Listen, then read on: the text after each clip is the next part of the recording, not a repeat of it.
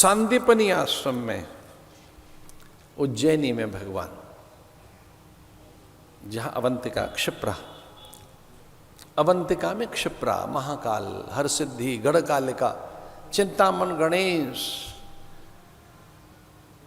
मंगलनाथ, काल भैरव, ऐसे संकेत में कुछ कुछ बातें कहते हुए आगे बढ़ते हैं।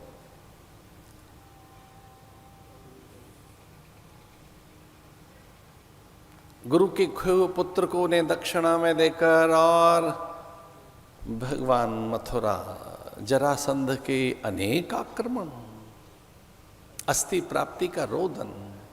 इसका अर्थ है इतना तो है और कितना मिले, क्या और प्राप्ति होगी तो है, ये दुख का कारण है हमारा।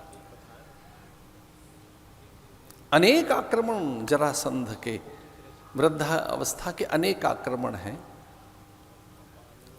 जरा का आक्रमण संधियों में, नेत्र ज्योति का जाना, पाचक रसों का शिथिल हो जाना, देह कांति का खोना, हाथ में लकुटी आ जाना, तदपि न मुंचति आशा पिंडम, वृद्धो याति गृत्वा दंडम, अंगम गलितम पलितम मुंडम। ऐसे में वो एक प्रहार कर रहा है। 17 आक्रमण भगवान ने परास्त किए, फिर भी छोड़ते रहे जरासंध को। 18वें आक्रमण में काले यवन, ये यवन तब से तंग कर रहे हैं। काले यवन कौन रहे होंगे जिन्होंने काले यवन से संधि कर ली? धन्य है मुचकुंद। संत ही आते हैं सहायक बनने के लिए, कष्ट निवारण के लिए, भय निवारण के लिए। संत के तप से कालेवन की सत्ता ही नहीं रही। त्रिकाला बाधित वो है ही नहीं, 3 काल में उसके सामने उसकी सत्ता ही नहीं रही, वो खो गया। मुचकुंद के सामने काल की कोई सत्ता नहीं रही। कहां रहा वो भय, वो प्रहार, वो व्यूह रचना, वो कुटिल नीतियां? भगवान का मार्ग प्रशस्त हुआ।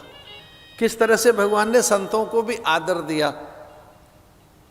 एक उस महापुरुष का जिसके तप का ही किसी को ज्ञान नहीं था।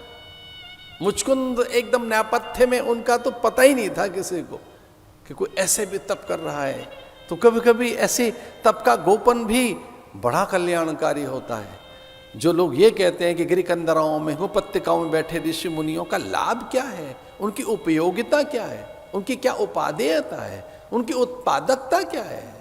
एक सन्यासी की प्रोडक्टिविटी की बात करेंगे आप कि उसकी क्या प्रोडक्टिविटी है समाज के लिए, वो कितना उपयोगी है।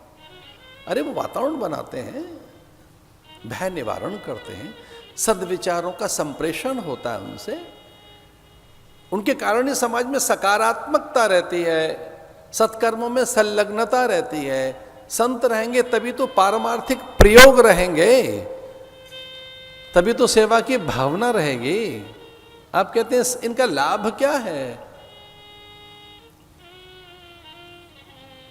उनके ही तो उपदेश आपको प्रेरित करेंगे।